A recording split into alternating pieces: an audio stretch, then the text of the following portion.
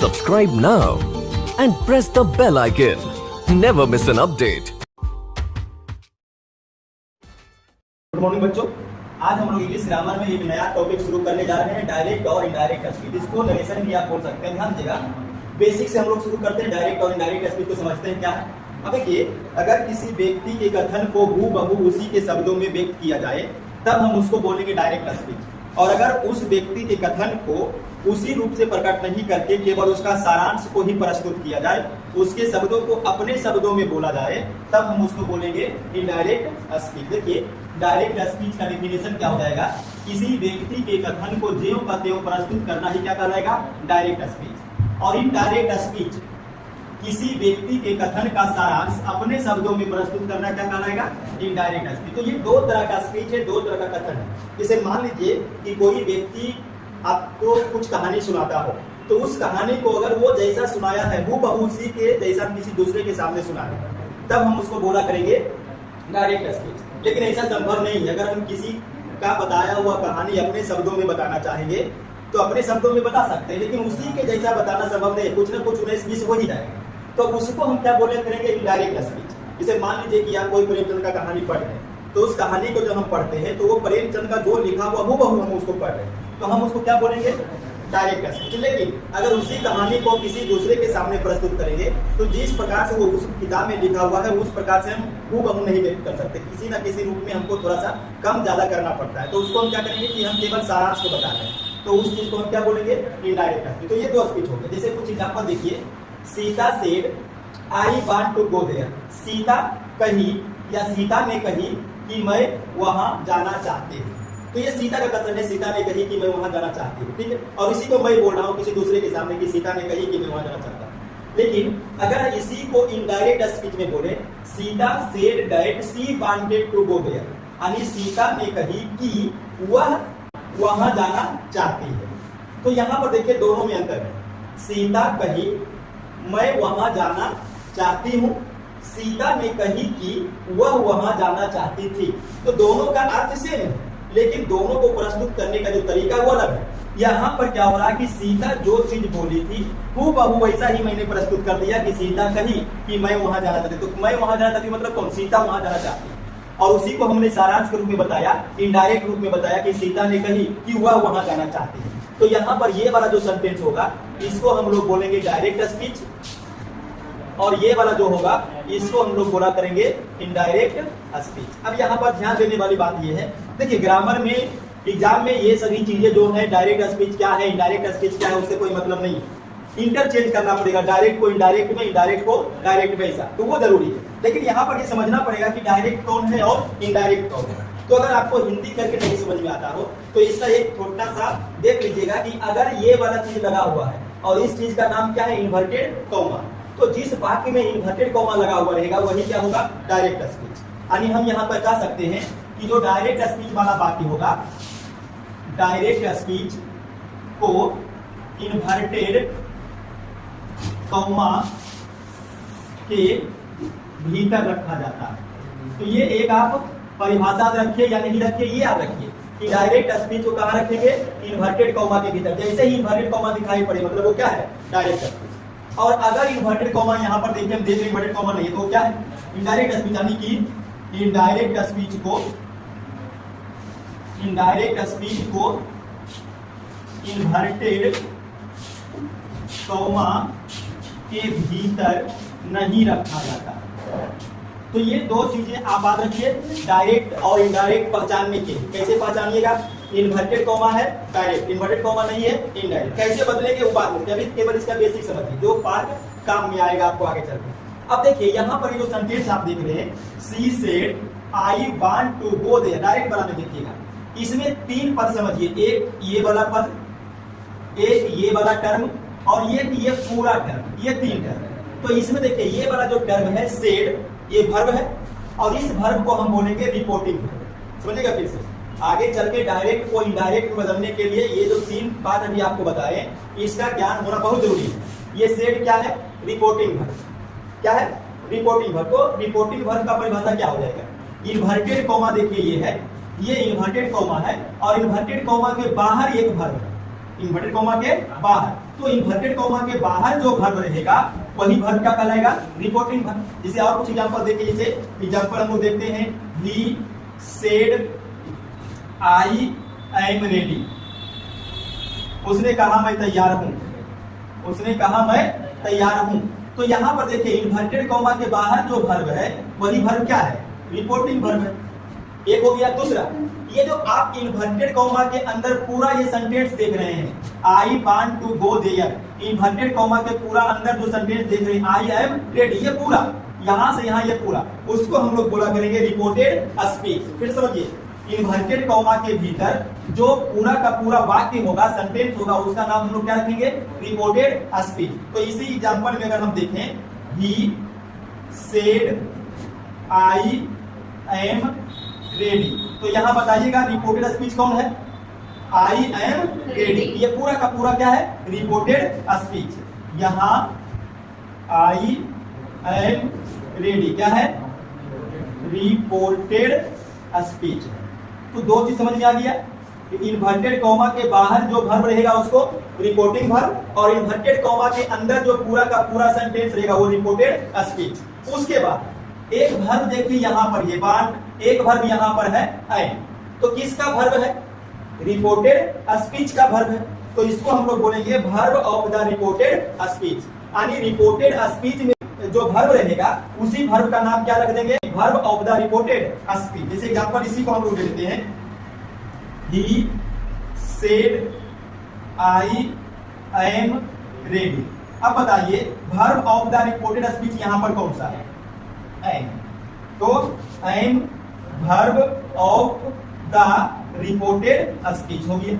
तो ये तीन चीज याद रखिएगा, इन्वर्टेड कॉमा के बाहर जो वर्ब है उसको रिपोर्टिंग वर्ब बोलेंगे, इन्वर्टेड कॉमा के अंदर पूरा का पूरा सेंटेंस उसको रिपोर्टेड स्पीच बोलेंगे, और रिपोर्टेड स्पीच का जो वर्ब होगा उसको verb of the reported speech बोला करेंगे। तो ये अच्छा, डायरेक्ट और इनडायरेक्ट कैसे पहचानिएगा, इन्वर्टेड कॉमा के अंदर ये पूरा का पूरा जो सेंटेंस है शुरू से लेकर के लास्ट तक वो डायरेक्ट स्पीच, और इन्वर्टेड कॉमा के बाहर जो रहेगा वो इनडायरेक्ट स्पीच। तो ये आपका डायरेक्ट और इनडायरेक्ट स्पीच में जो बेसिक चीजें हैं वो खत्म हो गया। अब हम लोग सीखेंगे कि डायरेक्ट को इनडायरेक्ट स्पीच में चेंज कैसे करें। तो ऐसा करिए, यहां तक आप पहले नोट करिए। अब देखिए, interchange of direct and indirect speech, यानी डायरेक्ट स्पीच वाला वाक्य को इनडायरेक्ट स्पीच में कैसे बदले। तो ध्यान दीजिएगा, डायरेक्ट स्पीच को इनडायरेक्ट स्पीच में बदलने के लिए दो तरह का रूल अप्लाई करना पड़ता है, एक जनरल रूल और एक स्पेशल रूल। जनरल रूल जो है वो प्रत्येक प्रकार के वाक्य में लागू करना ही पड़ेगा, लेकिन स्पेशल रूल जो है वो कुछ स्पेशल सेंटेंस में अप्लाई होगा। जैसे माने इंपरेटिव सेंटेंस है, इंट्रोगेटिव सेंटेंस है, एक्सक्लेमेटरी सेंटेंस है, या फिर ऑब्जेक्टिव सेंटेंस है। तो ये सभी सेंटेंस में स्पेशल रूल लागू होगा और जनरल रूल, लेकिन जनरल रूल सभी में लागू नहीं होगा। तो सबसे पहले हम लोग शुरू करेंगे जनरल रूल से। अब देखिए, जो जनरल रूल्स है उसको भी तीन वर्गों में बांटा गया। यहाँ पर देखिएगा, जनरल रूल्स को तीन वर्गों में या तीन भागों में भी आप लिख सकते हैं, विभाजित किया जा सकता है। अभी तो पहला क्या है, पहला है चेन ऑफ पर्सन, यानी फर्स्ट पर्सन, सेकेंड पर्सन और थर्ड पर्सन जो होता है उसको आपको चेंज करना पड़ेगा। कैसे चेंज करेंगे वो अभी आपको बताएंगे।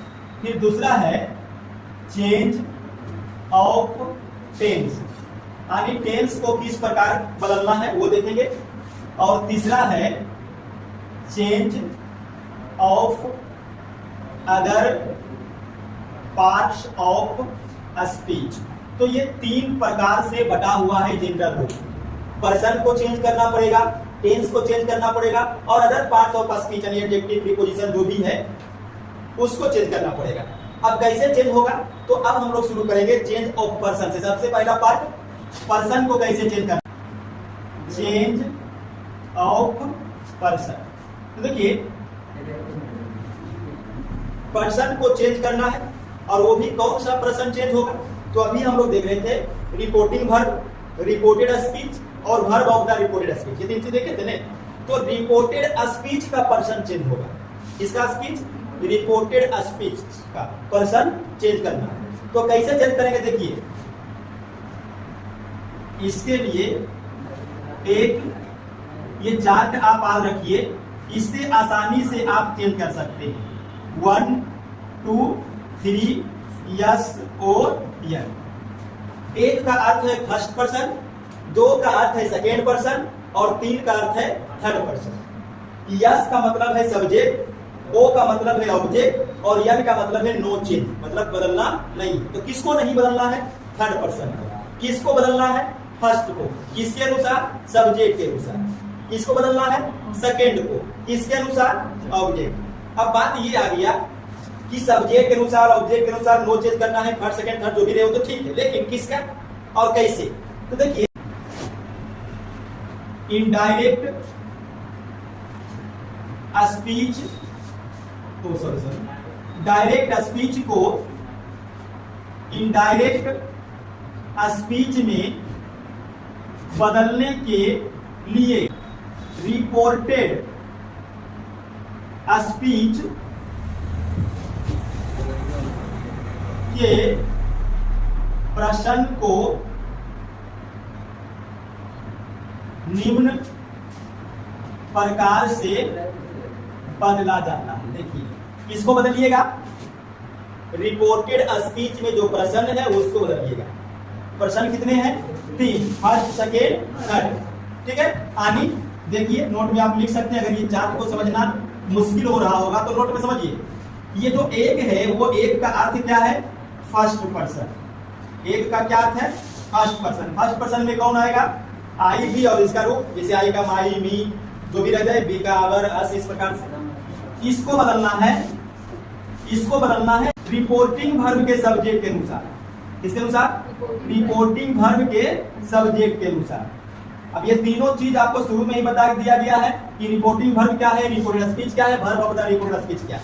समझिए, फर्स्ट पर्सन को आई बी को जो रिपोर्टिंग वर्ब रहेगा, रिपोर्टिंग वर्ब कहां रहेगा? इन्वर्टेड कॉमा के बाहर। उसमें जो सब्जेक्ट रहेगा उसके अनुसार चेंज कीजिएगा। ठीक है, एग्जांपल आगे बताएंगे, लेकिन अभी इसको समझिए पहले चार्ट को। 2 का मतलब है सेकेंड पर्सन। क्या है? Second person. तो सेकेंड पर्सन में तो एक ही चीज आएगा, यू, और इसका रूप योर, योर्स, इस प्रकार से। तो यू को रिपोर्टिंग वर्ब के ऑब्जेक्ट के अनुसार। ठीक है, जैसे सेकेंड पर्सन ऑब्जेक्ट, तो किसका ऑब्जेक्ट? फिर से रिपोर्टिंग वर्ब का जो ऑब्जेक्ट रहेगा उसके अनुसार। और बाकी बात रह गया थर्ड पर्सन, तो इसमें तो दिमाग ही नहीं लगाना है। थर्ड पर्सन अगर है और थर्ड पर्सन में क्या रहेगा? ये तीनों को निकाल दीजिए। ही है, सी है, इट है, दे है, सिंगुलर काउंटेबल नाउन है या प्लूरल काउंटेबल नाउन, ऐसा करिए डायरेक्ट नाउन लिख लीजिए। कोई भी नाउन रहे, किसी का भी नाम रहे, ठीक है, तो वहां पर आपको नो चेंज करना। क्या करना है? No change. नो चेंज का मतलब क्या हुआ? परिवर्तन नहीं करना। परिवर्तन नहीं करना। इसे कुछ एग्जाम्पल आप देखिए और समझने का कोशिश कीजिएगा। केवल इसको समझने का कोशिश कीजिएगा और किसी चीज को नहीं। जैसे दिया हुआ है, ही सेड आई एम इल। ठीक है, अब आप कीजिए, जो वाक्य इन्वर्टेड कॉमा के अंदर है उसको हम क्या बोलते हैं? Direct speech. तो ये किसका सेंटेंस है? डायरेक्ट स्पीच का। अगर ये डायरेक्ट स्पीच है तो हम किसी में चेंज कर सकते हैं? इनडायरेक्ट। और इनडायरेक्ट स्पीच को चेंज करने के लिए हम लोग सबसे पहले रूल लगाएंगे change of person. Change of person, ये सबसे फर्स्ट है। तो ही सेड, अभी केवल आपको जो बता रहे थे चेंज ऑफ पर्सन पर ध्यान देना है बस। ठीक है, कैसे हो रहा है चीजें वो आगे बताएंगे आपको। इन्वर्टेड कॉमा के बदले दैट लगता है, वो नियम लिखा देंगे। अब देखिए, ये चीज इन्वर्टेड कॉमा के अंदर जो सेंटेंस रहता है उस सेंटेंस का नाम क्या है? Reported speech. अब कहता है कि डायरेक्ट स्पीच को इनडायरेक्ट स्पीच में बदलना है, तो रिपोर्टेड स्पीच में जो पर्सन आया हुआ है उसको आप बदलिए। तो रिपोर्टेड स्पीच में पर्सन है, देखिए आई, और आई कौन सा पर्सन है? फर्स्ट। फर्स्ट पर्सन को कैसे बदलेंगे? Reporting verb. रिपोर्टिंग वर्ब कहाँ होता है? इन्वर्टेड के बाहर। तो रिपोर्टिंग वर्ब ये है। उसका सब्जेक्ट, तो रिपोर्टेड वर्ब का सब्जेक्ट कौन है? ही। तो आई को बदलिएगा ही से। आई को ही से। अब चूंकि ही हो गया तो ही के साथ आई तो लगता नहीं है, तो ईच। लेकिन ईच यहाँ पर नहीं लगेगा, यहाँ पर बाद लगेगा। बाद क्यों लग रहा है इसके बारे में बाद में हम टेंस में पढ़ेंगे। अभी केवल आप पर्सन को देखिए, एक एक स्टेप को देखिए। बन गया। तो देखिए कैसे चेंज हुआ। आई फर्स्ट पर्सन है, रिपोर्टिंग वर्ब का जो सब्जेक्ट है उसके अनुसार बदलिए। तो रिपोर्टिंग वर्ब का सब्जेक्ट क्या था, हमने ही लिख दिया, पर्सन चेंज हो गया। कौन सा पर्सन चेंज हुआ, फर्स्ट। दूसरा एग्जांपल देखिए, दिया हुआ है, मान लीजिए she said to me I am your brother. Oh sorry, he कर दीजिए यहाँ, अब ठीक है। देखिए, he said to me I am your brother, inverted comma के अंदर है तो क्या है, डायरेक्ट स्पीच, बदलिए इनडायरेक्ट में। तो अभी केवल आप चेंज ऑफ पर्सन पर ध्यान दीजिए और किसी चीज को मत देखिएगा। He tells me that. अब हम लोग चेंज ऑफ पर्सन अप्लाई कहां पर करते हैं, आगे में अप्लाई नहीं करना है। कहां पर अप्लाई करना है, रिपोर्टेड स्पीच यानी इन्वर्टेड कॉमा के अंदर। तो रिपोर्टेड स्पीच का जो पर्सन है उसको आप ऐसे बदल देना है, आई को और यू को, यही दोनों से है ना पर्सन।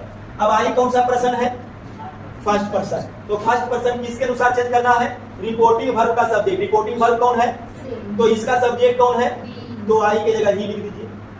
अब ही के साथ आई तो लगेगा नहीं, अब इज लगा देंगे। अब कहिएगा सर जब लगा दिए बाद जब इज का है, तो वो हम लोग टेंस में देखेंगे, ठीक है, किसमें, टेंस में। तो इज लग गया। अब योर कौन सा पर्सन है, सेकेंड। देखिए यू या your second person. Second person किसके अनुसार, रिपोर्टिंग वर्ब का ऑब्जेक्ट। तो रिपोर्टिंग वर्ब सेज और उसका ऑब्जेक्ट कौन है, मी। तो इसके अनुसार चेंज होगा। अब यहाँ पर योर है और यहाँ पर मी है, तो केस को भी ध्यान में रखिएगा। यहाँ पर मी समझिएगा, मी जो है यहाँ पर कौन सा केस है, ऑब्जेक्ट। क्योंकि हम चेंज कैसे कर रहे हैं, ऑब्जेक्ट अनुसार, ये ऑब्जेक्ट है। लेकिन ये किस केस में है, तो योर होता है पोसेसिव एडजेक्टिव। क्या होता है, पोसेसिव एडजेक्टिव। तो आपको ये मी का पोसेसिव एडजेक्टिव देकर के यहाँ पर लाना। तो मी का पोसेसिव एडजेक्टिव आप केस में पढ़िएगा, माई होता है। क्या होता है, माई। और उसके बाद ब्रदर पढ़िए। अच्छा, यहाँ क्यों नहीं ऐसा हुआ, देखिए यहाँ क्या लगा रहे हैं, सब्जेक्ट, और ये भी क्या है, सब्जेक्ट। दोनों केस मिल गए, ठीक है। तो केस मिलना चाहिए, सब्जेक्ट सब्जेक्ट, ये ऑब्जेक्टिव था, लेकिन यहाँ पर हमको चाहिए पोसेसिव, तो हम इसको बदल दिए पोसेसिव। और किसके अनुसार बदला, ऑब्जेक्ट के अनुसार, योर का माई लिखा दिया। तो इस प्रकार से आपको इस चीज को फॉलो करना है, किसको, चेंज ऑफ पर्सन को, चेंज ऑफ पर्सन को। अब ध्यान देना है, यहाँ पे देखिए कुछ कुछ चीजें, जैसे यहाँ दैट कैसे आ गया, यहाँ बाज कैसे आ गया, यहाँ टेल्स क्यों आ गया, टू क्यों नहीं लगा, दैट कैसे आया, आई का यहाँ इज हुआ, यहाँ बात कैसे हो गया, ठीक है। तो कुछ चीजें हम लोग नोट्स में भी लिख लेंगे। तो ऐसा करिए, पहले आप यहाँ तक नोट कीजिए, उसके बाद आगे देखा जाएगा। लिखिए तो चलिए यहाँ पर ध्यान दीजिएगा। देखिए डायरेक्ट स्पीच को इनडायरेक्ट स्पीच बदलने के लिए कुछ नोट्स आप याद रखिएगा। जैसे यहाँ देखिए, हम लोग इस पर बात कर रहे थे कि सेड के बाद टू नहीं है, सेड के बाद टू है। इसका कारण क्या है समझिएगा। अगर से या सेड जो भी रिपोर्टिंग वर्ब है, उसके बाद ऑब्जेक्ट रहेगा तब टू लगाना है, ऑब्जेक्ट नहीं रहेगा तो टू लगाना नहीं। जैसे देखिए सी सेड, इसके बाद ऑब्जेक्ट नहीं है तो टू नहीं लगेगा। सी सेड ऑब्जेक्ट लगा हुआ है मी, तो टू लग गया। यही देखिए लिखा हुआ है, सेड या सेड के बाद टू का प्रयोग होगा, लेकिन कब होगा, जब इसके बाद कोई ऑब्जेक्ट रहेगा। जैसे और एग्जांपल देख लीजिए, ही सेज, बस। लेकिन अगर इसके बाद ऑब्जेक्ट है तो हमको टू लगाना पड़ेगा, ठीक है। उसी प्रकार से दे सेड, ऑब्जेक्ट नहीं है, टू नहीं लगेगा। लेकिन अगर ऑब्जेक्ट है तो टू लगाना पड़ेगा, ठीक है। एक हो गया, समझ में आ गया, टू कब लगेगा, टू कब नहीं लगेगा। अगर रिपोर्टिंग वर्ब से या सेड हो, उसके बाद ऑब्जेक्ट हो तो टू रहेगा, ऑब्जेक्ट नहीं हो तो टू नहीं रहेगा। एक हो गया। दूसरा देखिए, अगर रिपोर्टिंग वर्ब के रूप में टेल हो या टेल्स हो, आस्क हो या आस्क हो, तो इसके बाद टू का प्रयोग नहीं होगा, टू का प्रयोग नहीं होगा। ऑब्जेक्ट रहे चाहे नहीं रहे, उससे मतलब नहीं। जैसे यहाँ देखिए टेल्स, टेल्स के बाद ऑब्जेक्ट है कि नहीं है, ऑब्जेक्ट है लेकिन टू नहीं लगा हुआ। तो से के बाद ऑब्जेक्ट है, टू लगेगा, लेकिन टेल के बाद ऑब्जेक्ट है तो टू नहीं लगेगा। और टेल ही नहीं, आस्क, आस्क के साथ भी ऐसा होगा। जैसे एग्जांपल यहाँ देख लीजिए, जैसे ही टोल्ड, अच्छा टोल्ड भी यहाँ हो सकता है, कहीं पे यहाँ टोल्ड जरूर लिखते हैं, ठीक है। ही टोल्ड मी, बस टू नहीं लगेगा। तीसरा एग्जांपल देखिए, ये दैट कहाँ से आ गया, ये दैट कहाँ से आ गया। तो देखिए, यदि रिपोर्टेड स्पीच, कौन सा speech, reported speech. Reported speech कौन सा है, इन्वर्टेड कॉमा के अंदर, इन्वर्टेड कॉमा के अंदर। तो अगर इन्वर्टेड कॉमा के अंदर वाला वाक्य असर्टिव में होगा, किसमें होगा? असर्टिव में हो, तो इन्वर्टेड कॉमा के बदले दैट का प्रयोग होगा। बस में अगर रिपोर्टेड स्पीच असर्टिव में हो, जब तक जेंडर रूल अप्लाई होगा, चाहे चेंज ऑफ पर्सन हो, चाहे चेंज ऑफ टेंस हो, चाहे change of other parts of speech हो, रिपोर्टेड स्पीच आपका असर्टिव ही रहने वाला, ठीक है। स्पेशल रूल लगेगा तब यहाँ पर जाकर के सेंटेंस चेंज होगा, लेकिन जेंडर रूल में असर्टिव ही रहेगा। और अगर असर्टिव है तो ये जो आप इन्वर्टेड कॉमा देख रहे हैं, ये जो इन्वर्टेड कॉमा देख रहे हैं, उसी के बदले क्या आता है? दैट आता है। इन्वर्टेड कॉमा के बदले दैट, ठीक है। तो ये 3 हो गया। चौथा देखिए, यदि से, सेज, सेड के बाद ऑब्जेक्ट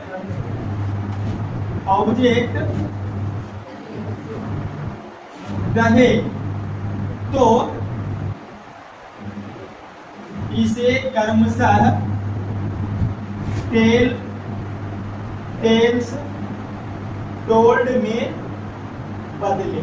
देखिए, अगर डायरेक्ट स्पीच का कोई सेंटेंस हो और उसमें से, सेड या सेड के बाद ऑब्जेक्ट रहे, जैसे यहाँ देखिए सेड, सेड के बाद यहाँ पर कोई ऑब्जेक्ट नहीं, लेकिन अगर रहे तो इनडायरेक्ट स्पीच में से को बदलिए टेल में, सेड को टेल्स में और सेड को टोल्ड में। इसे ऐसे ही बताते हैं, जैसे देखिए मान लीजिए कि दिया हुआ है ही सेड टू मी और आगे कुछ होगा, तो अगर हम इसको इनडायरेक्ट बदलेंगे तो ही, अगर ये सेड के बाद ऑब्जेक्ट है और अगर ऑब्जेक्ट है तो हम क्या लगाएंगे? टोल्ड, सेड का टोल्ड। और इसके आगे का रूल देखिए, टोल्ड के बाद टू का प्रयोग नहीं होगा, तो ये टू आप नहीं लिखिएगा, डायरेक्ट लिख दीजिएगा मी, और आगे जो भी काम है इन्वर्टेड कॉमा रहेगा वहां पर दैट दीजिएगा, इसके हिसाब से अपना करिए, ठीक है। ये देखो 5वां देखिए, यदि रिपोर्टिंग वर्ब प्रेजेंट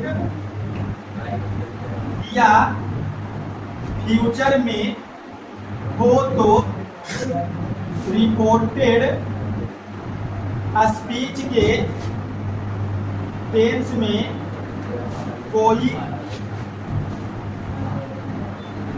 परिवर्तन नहीं हो। ध्यान दीजिए, अगर रिपोर्टिंग वर्ब प्रेजेंट या फ्यूचर में रहेगा तब रिपोर्टेड स्पीच के टेंस में कोई भी परिवर्तन नहीं होगा, टेंस में कोई भी परिवर्तन नहीं होगा। लेकिन प्रेजेंट और फ्यूचर को छोड़ दीजिए तो क्या आ गया? पास्ट।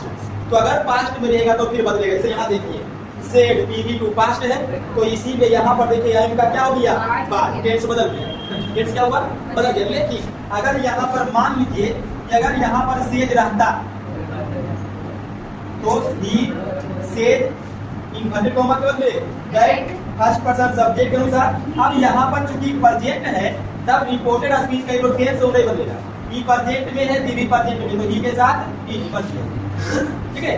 तो चेंज ऑफ पर्सन को तो अप्लाई करिएगा ही, ये कुछ नोट्स है जो आपको काम आने वाला है, इसको भी आप नोट कीजिए, ठीक है। अच्छा, इसको कुछ और एक एग्जांपल दे लेते हैं अच्छा समझने के लिए। जैसे एग्जांपल एक देखिएगा, इन्वर्टेड कॉमा के अंदर वाला वाक्य किसमें आ गया? बोलिए, डायरेक्ट में। और डायरेक्ट स्पीच को इनडायरेक्ट में बदलने के लिए अब सब चलते हैं शुरू से। अब आइए यहाँ पे कहता है कि यदि से, सेड या सेड के बाद ऑब्जेक्ट रहे, जैसे हम देख रहे हैं कि से के बाद क्या है? ऑब्जेक्ट, तो इसे बदलना है किसमें? टेल, टेल्स या टोल्ड में। तो से को हम किस बदलेंगे? से को टेल में, तो से को टेल में, ठीक है। और कहीं पर नोट देखिएगा, पढ़िएगा, याद कर लीजिएगा कि टेल के बाद अगर टू का प्रयोग नहीं करना है तो टेल के बाद ये टू नहीं लगाइएगा, तो डायरेक्ट क्या लिख दीजिएगा? ही। और कहीं पर नोट पढ़िएगा कि यदि रिपोर्टेड स्पीच असर्टिव में हो, जैसे हम देख रहे हैं कि असर्टिव है, तो इन्वर्टेड कॉमा ये जो आया है इसके बदले आप दैट लगाइए। देखिए सीरीज से चलना है, ये हो गया, ये हो गया, ये हो गया, क्या गया? इन्वर्टेड कॉमा, तो इन्वर्टेड कॉमा को दैट। अब हम इसमें घुस रहे हैं, आप देखिए जब इसमें घुसेंगे तो ये वाला चीज क्या है? रिपोर्टेड स्पीच, और रिपोर्टेड स्पीच में जो पर्सन है उसको हमको बदलना पड़ता है, तो बदलते हैं। आई फर्स्ट पर्सन किसके अनुसार? रिपोर्टिंग वर्ब के सब्जेक्ट के अनुसार। तो यहाँ पर भी आई ही है तो आई लिख दीजिए। अब देखिए यहाँ पर यदि रिपोर्टिंग वर्ब प्रेजेंट या फ्यूचर में मतलब बोलो से PP1 प्रेजेंट में, तो इसका मतलब है कि रिपोर्टेड स्पीच का ये जो टेंस है इसमें कोई परिवर्तन नहीं करना है, तो हेल्प का हेल्प लिख दीजिए। अब यू कौन सा पर्सन है, सेकेंड पर्सन किसके अनुसार, ऑब्जेक्ट के अनुसार, तो हिम लिख दीजिए। ये बदल गया किसमें, इनडायरेक्ट स्पीच। ठीक है, तो आज यहाँ तक ही रहने देते हैं, अब नेक्स्ट डे हम कुछ आगे बात करेंगे। नोट कर लीजिए यहाँ तक।